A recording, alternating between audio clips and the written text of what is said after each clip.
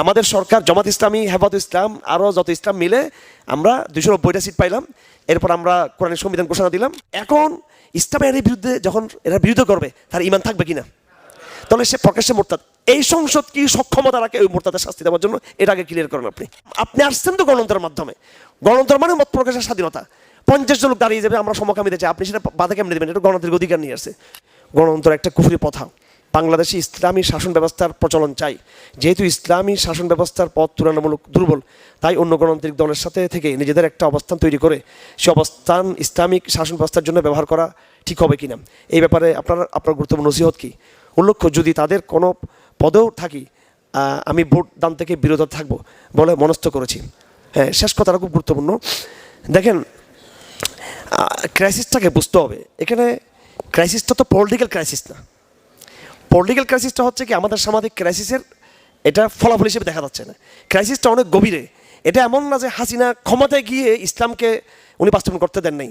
BNP ক্ষমতায় গিয়ে ইসলামকে, বিএনপি ক্ষমতায় যাওয়ার আগে খুব ভালো ছিল, ক্ষমতায় গিয়ে তারা ইসলামটা বাস্তবায়ন করার নাই। ব্যাপারটা তো সেরকম না। আওয়ামী লীগ খুব ভালো ছিল, ক্ষমতায় গিয়ে তারা ইসলামটা বাস্তবায়ন করে নাই।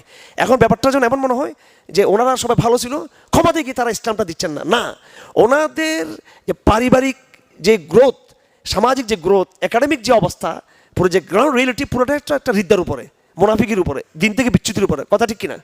সামাজিক যে আমাদের যে সমাজ ব্যবস্থা, রাষ্ট্র ব্যবস্থার কথা বাদ দেন আপনি, আমাদের সমাজ ব্যবস্থাটাই হচ্ছে একটা ইসলামিক শিক্ষা ব্যবস্থাটা কি ইসলামিক? তাহলে একটা ছাত্র, একটা নাগরিক যে যখন তার শিক্ষা ব্যবস্থায় যুক্ত হচ্ছে, সে একটা কুফরি শিক্ষা ব্যবস্থায় সে পড়তেছে। আপনারা সবাই তো এখানে জেনারেল শিক্ষিত ভাইরা এখানে আছেন, আপনাদের এই শিক্ষা ব্যবস্থা তো কুফরি শিক্ষা ব্যবস্থা নাকি? এটা নাকি কোরআনের শিক্ষা ব্যবস্থা এটা যেটা পড়ে আসছেন? অবশ্যই অ্যাবসলিউটলি এটা কুফরি শিক্ষা ব্যবস্থা। এটা ভয় করেন কেন? এটা কুফরি মনে না করলেও তো আপনার ইমানের খতরা আছে। এটা কুফরি ব্যবস্থা। এটা পড়লে কাফের হয়ে যাবে সেটা বলি নাই। এটা যারা পড়াচ্ছে তারা কাফের হবে সেটা বলি নাই আমরা। ব্যবস্থাটা কুফরি ব্যবস্থা। এটা ব্রিটিশ আমল থেকে চলে আসছে। এটা কুফরি শিক্ষা ব্যবস্থা। এইভাবে আমাদের যে সামাজিক আইন, রাষ্ট্রীয় যে আইন, কুফরি ব্যবস্থা। তো এখানে আপনার যে কাজটা করতে হবে, আপনি যে বলতেছেন দল করবেন, দল করে পলিটিক্স করে আপনি ক্ষমতায় যাবেন। আপনি ক্ষমতায় গিয়ে আপনি ক্ষমতায় যখন যাবেন, ক্ষমতায় যাওয়ার পরে আপনি শিক্ষা ব্যবস্থা পুরোটা চেঞ্জ করলেন। আপনি যে আমরা ক্ষমতায় আসলাম, এখন পুরো শিক্ষা ব্যবস্থা চেঞ্জ, পুরো আইন ব্যবস্থা চেঞ্জ, পুরো সংবিধান চেঞ্জ। বাংলাদেশে 300 আসনের মধ্যে যদি আপনি 290টা আসনও যদি পান, কয়টা আসন? 290 পাইলে কী হবে সেটা আপনি একটু আলজেরিয়ার দিকে তাকাইন। আপনি পেলে কী হবে সেটা তিউনিসের দিকে তাকান, পেলে কী হবে সেটা তুরস্কের দিকে তাকান, পেলে কী হবে মিশরের দিকে তাকান। আর কিছু লাগবে না এখানে। পাওয়ার পরও কী অবস্থা হয়েছে তাদের, এগুলো বিগত 70 বছর ইতিহাস আমাদের চোখের সামনে। আর আমার জন্ম 50 বছর, প্রথম 5 বছর হুস্টুস ছিল না, 6 বছর পরে তো 45 বছর তো মোটামুটি বা অন্তত 40 বছর তো সব জানা আছে কী হয়েছে পৃথিবীতে, যে ঘটনা ঘটছে। সংখ্যাধিক্যের মাধ্যমে পর্যন্ত কোনো দেশে পরিপূর্ণ ইসলামকে বাস্তবায়ন করা সম্ভব হয় নাই। কারণ এটা যেহেতু নাম, আপনি আসছেন তো গণতন্ত্রের মাধ্যমে। গণতন্ত্র মানে মত প্রকাশের স্বাধীনতা। 50 জন লোক দাঁড়িয়ে যাবে, আমরা সমকামিতা চাই, আপনি সেটা বাধা কেমনে দেবেন? এটা গণতান্ত্রিক অধিকার নিয়ে আসছে। সংসদ দাঁড়িয়ে ওই 10 জন চিৎকার দিয়ে বলবো আমরা এর মানি না। আপনি বলেন একজন সংসদ সদস্য, আপনি বলতেছেন 290টা সিট পাই আমরা এখন গভর্নমেন্ট, আমরা এখন সরকার, আমরা এখন, হ্যাঁ, তো 10 জন নাস্তিক দাঁড়ায় বলতেছে এই আইন আমরা মানি না। এই বলার সাথে সাথে তারা মোরতাদ হয়ে গেছে কিনা? হয় না নাকি? হ্যাঁ, আমাদের সরকার জামাত ইসলামী, হেফাজত ইসলাম আরও যত ইসলাম মিলে আমরা 290টা সিট পাইলাম। এরপর আমরা কোরআনের সংবিধান ঘোষণা দিলাম। আমাদের প্রধানমন্ত্রী আমিরুল মুমিনিন কী হবে তখন?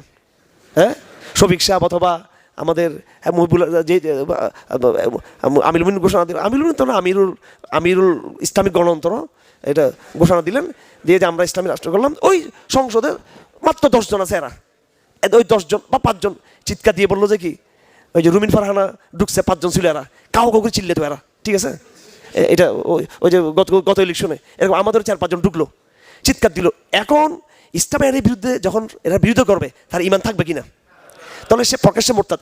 এই সংসদ কি সক্ষমতা রাখে ওই মোরতাদের শাস্তি দেওয়ার জন্য? এটা আগে ক্লিয়ার করেন। আপনি 290টা সিট পাইয়ে আমি প্রধানমন্ত্রী এবং আমাদের আদনান প্রেসিডেন্ট, ঠিক আছে, তারপরে এখানে ষষ্ঠ মন্ত্রী, আর আমরা এর পুলিশের আইজিপি, ওটা র্যাবের প্রধান, ওইটা ডিজিএফের প্রধান, এটা আমরা সব ক্ষমতার মধ্যে।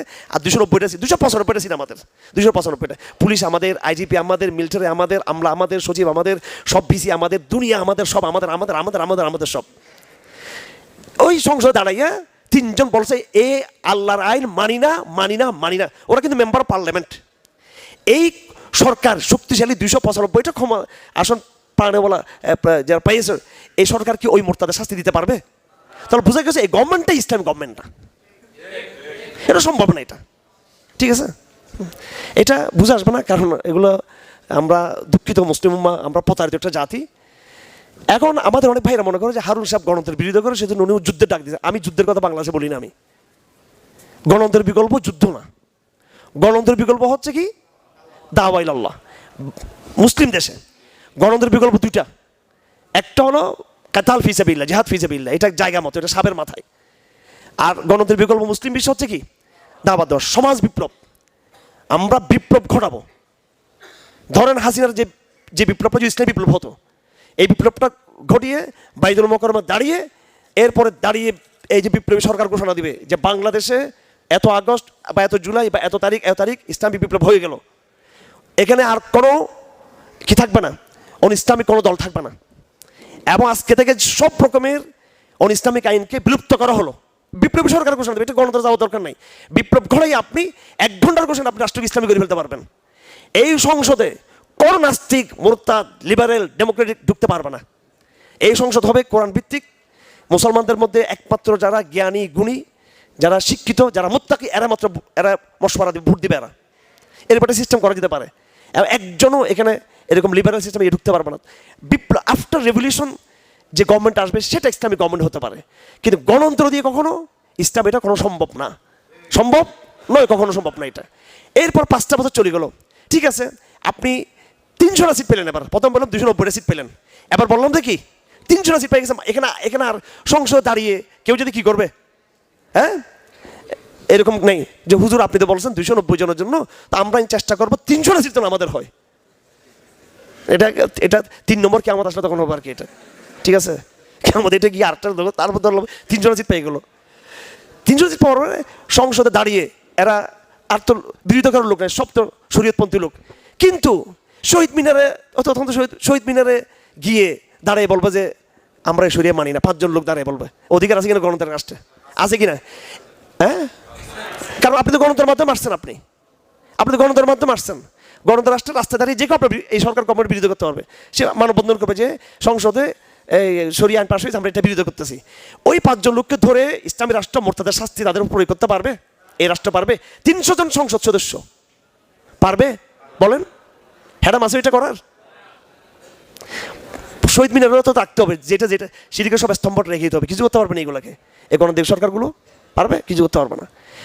হ্যাঁ, এতটুকু করতে পারে, সেটা ওই যে পুশ করে করে কিছু কুফর, কিছু ইসলাম, কিছু কুফর, কিছু ইসলাম, কিছু কুফর, কিছু ইসলাম, এভাবে চলবে আর কি। তো এটা তো কুফর ইসলাম একসাথে মিশ্রিত হয়ে গেলো। এটা এই জন্য হিম্মত করে সর্বাত্মক বিপ্লবের প্রস্তুতি নেন সবাই। ইসলামী দলগুলোকে বলতেছি, বিশেষ করে সর্বাত্মক বিপ্লবের প্রস্তুতি নেন। ছাত্ররা করতে পারলে আপনারা করতে পারবেন না কেন? বিপ্লবের ডাক দেন, বিপ্লবের প্রস্তুতি নেন। যতদিন বিপ্লব হবে ততদিন আমরা প্রেশার গ্রুপে থাকবো, নির্বাচনে যাবো না আমরা। যতদিন বিপ্লব হবে আমরা কিসে থাকবো? Pressure group. কি গ্রুপে থাকবো? জামাত ইসলামী থাকবে as a pressure group, Khelafat Majlis থাকবে প্রেশার গ্রুপ। এদের কাজ হবে ব্যাপক গণজাগরণ তৈরি করা, আর রাষ্ট্রের উপরে কি তৈরি করা? প্রেশার করা। দেখেন, আপনি রাষ্ট্রকে ইসলাম বানার জন্য সংসদে ঢুকার দরকার নেই। আপনি হেফাজত ইসলাম সত্যিকার অর্থে আওয়ামী লীগ চাপ সৃষ্টি করছিল কিনা? হেফাজত স্মার্ট না বিদায় সব কন্ডিশন মেনে যদি 10-20টা যদি পার্লামেন্ট মেম্বার ঢুকে সংসদে গিয়ে কিছু কথা বলার জন্য, সেটা উনি শর্ত সাপেক্ষে অনুমতি দিয়েছেন এবং আমাদের ওলামারা। আমি ইসলামী দলগুলোকে বলছি এবারও যে দেখেন, এটা আপনারা ওনারা যেভাবে সংসদে ঢুকে চেষ্টা করতেছে, একেবারে ক্ষমতার লোভী হিসেবে যাচ্ছেন। কিন্তু ওনারা, আমি এমপি হবো, বস আমার দল থেকে এমপি যাবে, আমরা চিনি ভাই সবাইকে, কারণ আমাদের পরিবার তো রাজনৈতিক পরিবার। আমি ওনাদেরকে বলছি যে আপনারা দেশব্যাপী গণদাওয়াতের একটা সংগঠন হন, আপনারা গণদাওয়াতী সংগঠন, গণবিপ্লবী সংগঠন, এবং ক্ষমতায় যাওয়াটা আপনাদের টোটাল সামগ্রিক রাজনৈতিক এজেন্ডার 10%, এটা 5% আপনাদের এটা ব্যস্ততা। যে আপনারা বলবেন যে আমরা দেশব্যাপী আমাদের দাওয়াতি কার্যক্রম আছে, বিপ্লবী কার্যক্রম, সংস্কারবাদী কার্যক্রম, শিক্ষা বা একাডেমিক কার্যক্রম, আর নির্বাচন আসলে আমাদের একটা উইন্ডো, একটা শাখা নির্বাচনে কাজ করবে, তারা কিছু লোক পাঠানোর চেষ্টা করবে, একান্ত মুত্তাকি কিছু লোক, যাতে কোনো গিয়ে দাওয়া দিতে পারে। ব্যাপারটা কিন্তু সেরকম না। প্রত্যেকটা রাজনৈতিক দলের চূড়ান্ত মিশন থাকে সংসদে নির্বাচন করা। কিন্তু তার সামগ্রিক চিন্তাটা কিন্তু কি এটা তার উনি যদি এমন হতো যে ওনার সামগ্রিক চিন্তা হচ্ছে সংস্কার, দাওয়াত, আমরুল মারুফ, নেহিয়াল মুনকার, জিহাদ ফি সাবিলিল্লাহর প্রতি বিশ্ববাসী উদ্বুদ্ধ করা, আকীদার মেহনত করা, এই হিসেবে উনি পরিচিত সমাজের মধ্যে, রাষ্ট্রের মধ্যে, জনগণের কাছে, নারীদের কাছে, পুরুষের কাছে, জেনারেল শিক্ষিতদের কাছে, সাধারণ লোকদের কাছে, এটা একটা দাওয়াতি অর্গানাইজেশন হিসেবে এটা পরিচিত, দাওয়াতি অর্গানাইজেশন, সংস্কারবাদী অর্গানাইজেশন। নির্বাচন যখন আসছে তারা গুরুত্বহীনভাবে তারা একটা শাখাকে দায়িত্ব দিল যে তোমরা 3, 4, 5, 10, 20, 50 লোককে তোমরা সঙ্গে বানানোর চেষ্টা করো। এটা as a part of the দাওয়ার পার্ট হিসেবে গেলেও তার কথা ছিল, কিন্তু না, ওনাদের লক্ষ্যটাই থাকে কি ক্ষমতায় গিয়ে আমরা ইসলামের কিছু করব। এটা রং, এটা দাওয়াতের অংশ হিসেবে হলে তো আমি মেনে নিতাম। আমার কথা বুঝে আসছে আপনাদের? সংসদে যেটা ইসলামপন্থী এখন যাওয়ার চেষ্টা করতেছে বা আগে গেছে, এটা পূর্ণাঙ্গ কোনো কিসের অংশ ছিল না, এটা দাওয়ার সাইড হিসেবে একটা ব্যক্তিগতভাবে আমি মনে করি ওনার মধ্যে একটা দাওয়াতের মেজাজ ছিল। সাইদ হিসাব কিন্তু 100% জমাত ছিলেন না, কিন্তু এটা বলে দিচ্ছি। কিন্তু আমি সাইদ হিসাব 100% কিন্তু জমাত, ওনার অনেক কথা আছে, এগুলো তো জমাত শিবিরের বললে এখন তো সাংগঠনিক ভিতরের কথা এগুলো। হ্যাঁ, উনি যখন কোনো থেকে মাহফিল করতেন, আস্তে করে রাত্রে ফোন যাইতো ওনার কাছে, টেলিফোন আসতো, সাইদি সাহেব বক্তৃতার মধ্যে কেতালটা জিহাদটা 3 আসি গেছে এরকম, তো এটা বাস ওই রাত 12টা বাজে ওনাকে এস্তা করা হয়তো ভাই, বুঝছেন? এগুলো সব আর বহুত তথ্য আছে এরকম। তো উনি কিন্তু সংসদে কিন্তু কিছু দাওয়াতি কাজ করছেন কিছু। হ্যাঁ, এরকম দায়ানা মেজাজ আছে কিছু কিছু লোকের, এরকম দাওয়াতি মেজাজের অংশ হিসেবে ওই মেজাজটা থাকলেও একটা কথা ছিল, সেটাও তো নাই। এত নষ্ট হয়েছে বর্তমান যারা আমরা গণতন্ত্রের রাজনীতি চিন্তা করি, মানে ঠিক আওয়ামী লীগ বিএনপি যেরকম ক্ষমতায় যেতে চায় আমরা একদম ওদের মতো, মানে আমরা একটা Islamic Awami League, Islamic BNP আমরা, ঠিক আছে? মানে এটা ইসলামী দলগুলো একটা ইসলামিক বিএনপি আর কি। আচ্ছা, তো এরকম হলে তো চলবে। আমরা কি ইসলামিক বিএনপি হওয়ার জন্য করছি এটা? বুঝতেছি আমি আমার শিবির পাইতে আমার খারাপ লাগতেছে এখানে। আমার এটা ওপেন ডিসকাশনের একটা অডিয়েন্স, এটা ওপেন কথাবার্তা, এটা নিয়ে আপনার মাইন্ড করিয়েন না, এটা আমি সাদা সিধা। ইনশাল্লাহ একসময় বিপ্লব হবে, এই জমাত শিবির সালাফি টালাফি গণতন্ত্র যারা সবাই ইনশাল্লাহ একটা বিপ্লব সহি জায়গায় আমরা আসবো। আপাতত এই ক্রাইসিসগুলো চলতেছে আর কি। আমি যা বলেছি বিদ্বেষ নিয়ে বলি নাই ভাই, যা বলেছি কিনে বলি নাই, বিদ্বেষ নিয়ে বলি নাই। এটা আমি ওপেন ডিসকাশন, আমার বলার স্টাইলটা এরকম। এটাকে আপনার কোনোভাবে আমি ইসলামী দলগুলোর কল্যাণ কামনা করি। আমি কামনা করি ইসলামী দলগুলোর ভালো দিক আছে, এরা ভারত বিরোধী একটা শক্তি, কথা ঠিক কিনা? এরা স্বৈরাচার বিরোধী একটা শক্তি, এদের অবদান, এদের আমি যে এই পর্যবেক্ষণ দিলাম, এই পর্যবেক্ষণের কারণে তাদের অন্য বিশাল বিশাল যে স্যাক্রিফাইস, তাদের ভালো দিক, এগুলো কিন্তু উজ্জ্বল হবে না, ওগুলো বহাল থাকবে। এদের অবদান আছে, কোরবানি আছে, কিন্তু জনগণের থেকে প্রত্যাশা আরও বেশি করে, এটা ওনাদের মনে রাখা উচিত। আল্লাহ ওনার থেকে প্রত্যাশা বেশি করে। আল্লাহ প্রত্যাশা করে 100 ভাগ, আপনি আল্লাহকে দিলেন 5 ভাগ, জনগণ প্রত্যাশা করে 100 ভাগ, জনগণ দিলে আপনি 10 ভাগ, তো এটা তো হইল না। এই জন্য আমি কথাগুলো বললাম।